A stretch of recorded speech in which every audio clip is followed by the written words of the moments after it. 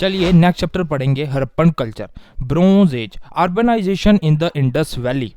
ये एक path breaking discovery थी हमारी हिस्ट्री के लिए। ये बात 1853 की है, जब एक ब्रिटिशर इंजीनियर ए कनिंगम, जो एक ग्रेट एक्सप्लोरर थे, उन्होंने हड़प्पन सील को देखा। वह एक बुल था जिस पर 6 अक्षर लिखे थे। 1921 में हड़प्पन को अप्रिसिएशन मिला जब दयाराम साहनी जी ने उसे एक्सीवेट किया। उस समय सिंध के इलाके में R.D. बैनर्जी ने मोहनजोदारो को खंगाला। ये 1931 में मार्शल के सुपरविजन में खोदा गया। 1946 में हमें मोर्टिमर व्हीलर ने हड़प्पा को एक्सीवेट करके दिया। पोस्ट इंडिपेंडेंस के बाद इंडिया एंड पाकिस्तान आर्कियोलॉजिस्ट ने इसे खंगाला, जिसमें सूरज भान, M.K. धाहवालिका, J.P. जोशी, बीबी लाल और बहुत सारे लोग शामिल थे। हमें ढेर सामान देखने को मिला, जिससे ये साबित हो गया कि ये एरिया पूरा अर्बनाइज था। हड़प्पन कल्चर दोस्तों चालकोलिथिक कल्चर से भी पुराना था, पर इसकी एक्सटेंसिव ग्रोथ चालकोलिथिक एज के बाद हुई। दोस्तों इसको हड़प्पन इसलिए कहा क्योंकि ये मॉडर्न एज के हड़प्पा में पाया गया, जो कि पंजाब पाकिस्तान प्रोविंस में है। ये सिविलाइजेशन बहुत बड़ी थी। ये शिवालिक हिल से शुरू होकर अरेबियन सी तक फैला था। ईस्ट में बलूचिस्तान से वेस्ट के मेरठ तक ये विशाल सिविलाइजेशन थी। ये एरिया एक ट्रायंगल फॉर्म करता था, जो कि 1,290,000 किलोमीटर बड़ा था। अगर कंपेयर किया जाए, ये एंशिएंट इजिप्ट के मेसोपोटामिया से भी बड़ा था। दोस्तों रफली 2800 हड़प्पन साइट फाउंड की गई है। मैच्योर हड़प्पन फेस की बात करें तो 2 मेजर साइट्स हैं, हड़प्पा और मोहनजोदारो।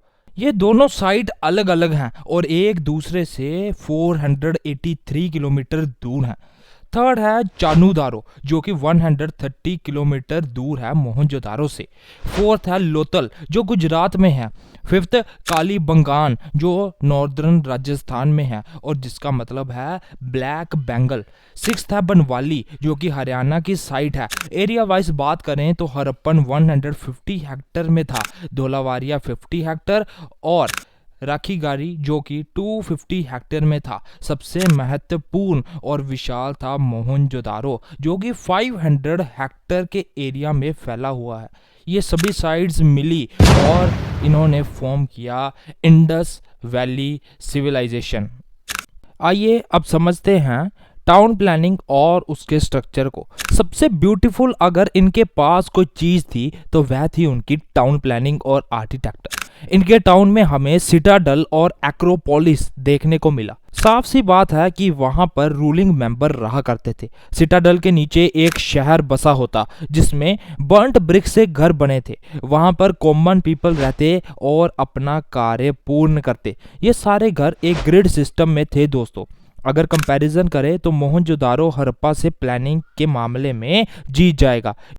यहाँ पर रूलिंग क्लास होती और वह टैक्स कलेक्ट किया करती थी।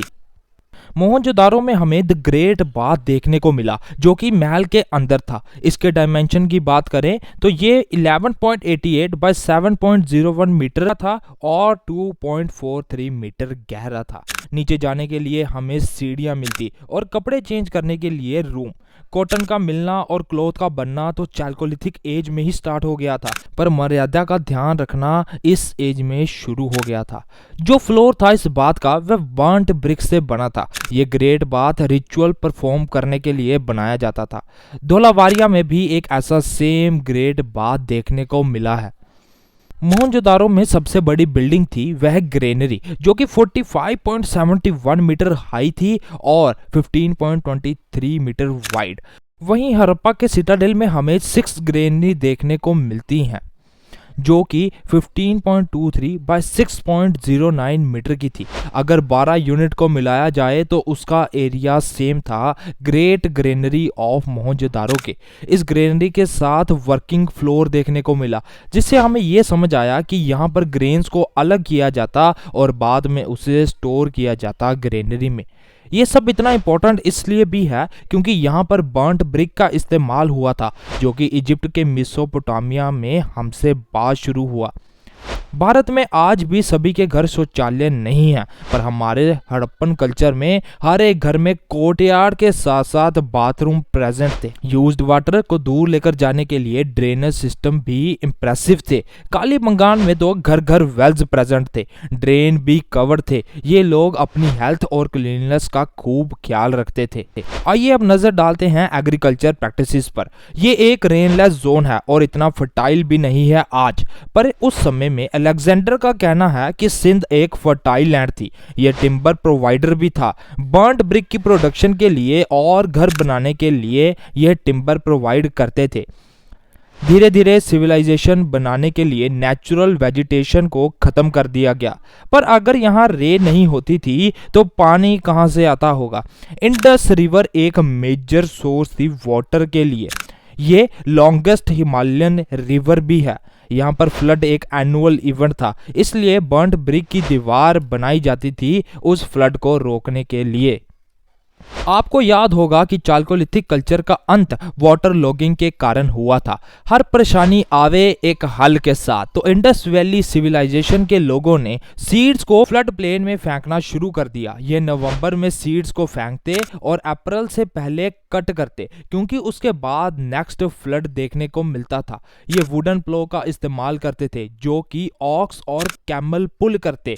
सिक्कल की खोज भी हो चुकी थी, जो कि स्टोन से बनी हुई थी। ये लोग बहुत ज़्यादा हार्ड वर्क करते थे और अपने साथ साथ आर्टिशियन का फूड भी ग्रो करते थे। ये वीट, बार्ले, राय, पीस उगाते। वीट और बार्ले के दो प्रकार देखने को मिले यहाँ। सीसम और मस्टर्ड की खोज भी हो चुकी थी। दोस्तों, सिटाडेल में ग्रेनरीज होने का अर्थ है कि टैक्स के तौर पर लोगों से ग्रेन कलेक्ट किया जाता था और मुश्किल समय में वापस दिया जाता। ये लोग फर्स्ट नोन पीपल थे जिन्होंने कॉटन ग्रो किया और इजिप्ट वाले इस जगह को सिंडोन नाम देते हैं। अगर ऑक्स कैमल को प्लोइंग के लिए इस्तेमाल किया तो आइए समझते हैं डोमेस्टिकेशन ऑफ एनिमल। दोस्तों, ऑक्सन बफेलो, गोट, शीप और पिग को डोमेस्टिकेट किया। हम्प्ड ऑक्सन मोस्ट फेवरेट था। डॉग और कैट को रखवाली के लिए इस्तेमाल किया जाता और कैमल व एस को बर्डन कैरी करने के लिए। हमें हॉर्स का उद्गम भी इस एज में देखने को मिला। दोस्तों, हमें कोई ठोस बोन्स या ऐसा कुछ भी देखने को नहीं मिला, पर हम ये कह सकते हैं कि हड़प्पन एलिफेंट को अच्छे से जानते थे। ये लोग राइनोसिरोस को भी घर में रखते थे। गुजरात में एलिफेंट को डोमेस्टिकेट किया जाता और हड़प्पन साइट में सिर्फ गुजरात ही ऐसी जगह है जहां पर राइस ग्रो किया जाता और ये इजिप्ट और हड़प्पा से रिजेंबल नहीं करता। नेक्स्ट है टेक्नोलॉजी एंड क्राफ्ट। ये कल्टीवेशन आगे बढ़ी अपने खाने की सरप्लस के कारण। जब खाने की कोई कमी नहीं थी तो इन्होंने न्यू इन्वेंशन करने की सोची। यही कारण है हम इसे फर्स्ट अर्बनाइजेशन ऑफ इंडिया के नाम से भी जानते हैं। हड़प्पा के लोग बहुत सारे स्टोन टूल यूज करते थे, पर फिर भी वह एक मास्टर थे ब्रोंज टूल क्रिएट करने में। ये लोग कॉपर को टिन से मिलाते और ब्रोंज टूल बनाते, पर टिन की मात्रा ना होने से इतने टूल देखने को नहीं मिले। टिन भी अफगानिस्तान में बहुत मुश्किल से मिलता।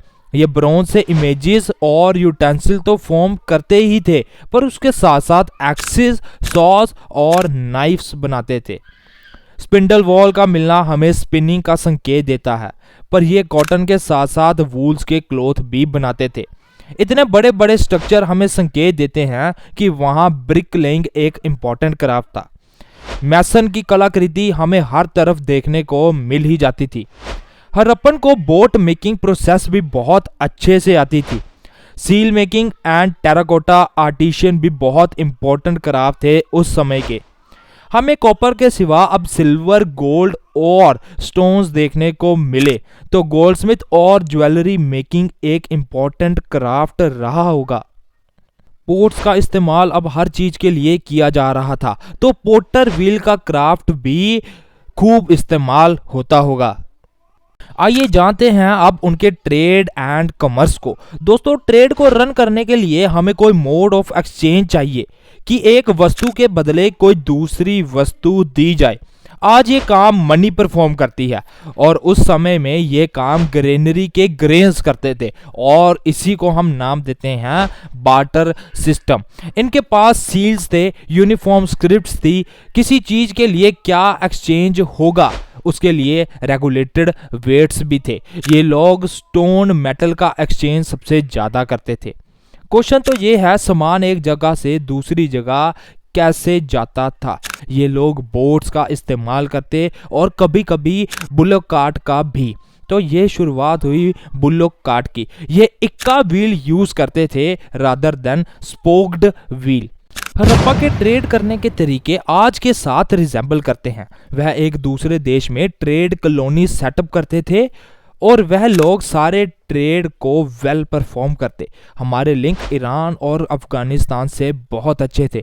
हमें हड़प्पन सील मेसोपोटामिया में भी मिली है जो ये बताती है कि हमारे लिंक यूरोप में भी थे। हमारा ट्रेड लैपिस लजूली के साथ होता और ये कमोडिटी रूलिंग क्लास इस्तेमाल करती थी। एशियन रिकॉर्ड के अनुसार उनका ट्रेड मेलुहा के साथ होता था जो कि इंडस सिविलाइजेशन को बोला जाता था। वह बताते हैं कि हमारे ट्रेड के 2 स्टेशंस थे जो कि दिलमोन और मकान है। ये दोनों जगह अभी एग्जावेट होनी बाकी हैं। Next one is social organization. हमारे एग्जावेशन के संकेत की माने तो यहाँ हिरार्की थी और 3 डिस्टिंक्ट लोकेलिटी हुआ करती थी, सिटाडेल और फर्स्ट लोकेलिटी। यहाँ पर रूलिंग क्लास रहती और लोअर टावर में कॉमन पीपल रहते थे जो फार्मिंग और लेबर का काम करते थे। आखिर में मिडल सेटलमेंट है जो कि ब्यूरोक्रेट्स और मिडिल क्लास मर्चेंट इस्तेमाल करते थे। यहाँ पर लोगों को उनके कामों के हिसाब से अलग किया जाता था जो कि हमें उनके घरों से भी समझ आता है। जैसे कि हड़प्पा के घरों में 2 रूम हाउस आर्टिशन के लिए यूज होते थे। चलिए लोगों का फेवरेट मुद्दा उठाते हैं, पॉलिटिक्स, कि उस समय में क्या राजनीति होती होगी। अगर कौटिल्य की अर्थशास्त्र की बात करें तो दोस्तों तब मिनिस्टर थे, राजा थे, पॉपुलेटेड टेरिटरी होती थी, ट्रेजरी थी, फोर्स थी और हेल्प के लिए दोस्त हुआ करते थे। जगह तो हमने डिस्कस कर ही ली कि सिटाडेल हाई स्पेस में होता और वहां राजा रहा करता। टैक्स जो था वह ग्रेन की फॉर्म में एकत्रित किया जाता, स्टैंडर्ड आर्मी मेंटेन की जाती। उस समय में कोई भी टेंपल नहीं था। ग्रेट बाथ भी सिर्फ नहाने के लिए इस्तेमाल किया जाता था। हड़प्पन का इलाका आगे बढ़ना कोई इत्तेफाक नहीं था। यहाँ के राजा रिलीजन को पीछे छोड़कर ट्रेड में रुचि रखते और डिकेड्स में प्लान करते थे। यह कहना गलत नहीं होगा कि ये सिटी मर्चेंट्स द्वारा रूल की जाती थी। नेक्स्ट है रिलीजियस प्रैक्टिसेस। अगर बात इजिप्ट की करें तो वहाँ नील गॉडेस इसिस की वर्शिप होती है। हड़प्पा में हमें टेराकोटा फिगर मिले हैं जो कि वुमन के हैं। जैसा हम देख सकते हैं वुमन के एम्ब्रियो से ट्री निकल रहा है, तो ये मान सकते हैं कि वह धरती की पूजा करते थे और उसे मदर की रिस्पेक्ट देते थे। हमें कोई भी इनहेरिटेंस का ज्ञान नहीं है जैसा कि इजिप्ट में होता था कि वहां पर मैट्रियार्कल सोसाइटी थी, मतलब कि वुमेन डोमिनेटिंग सोसाइटी। हमें एक सील भी देखने को मिलती है जिस पर मेल डिटी फॉर्म हुए थे। वह गॉड के 3 हॉर्न्ड हेड हैं। योगी के पोस्चर में उन्हें बनाया गया है। ये गॉड सराउंडेड है एलिफेंट, टाइगर, राइनोसॉर्स, बफेलो और पैरों की तरफ देखे तो डियर से। अगर इन्हें डिकॉर्ड किया जाए तो यह पशुपति महादेवा से मिलते जुलते थे। ये लोग फैलस की वर्शिप करते थे। इसका प्रमाण हमें स्टोन के ऊपर बने चित्र से भी मिलता है। ये लोग इसके साथ ही ट्री वर्शिप भी करते थे। पीपल की पूजा सबसे इंपॉर्टेंट मानी जाती थी। 1 हॉर्न्ड राइनोसोर्स को भी यहाँ वर्शिप किया जाता।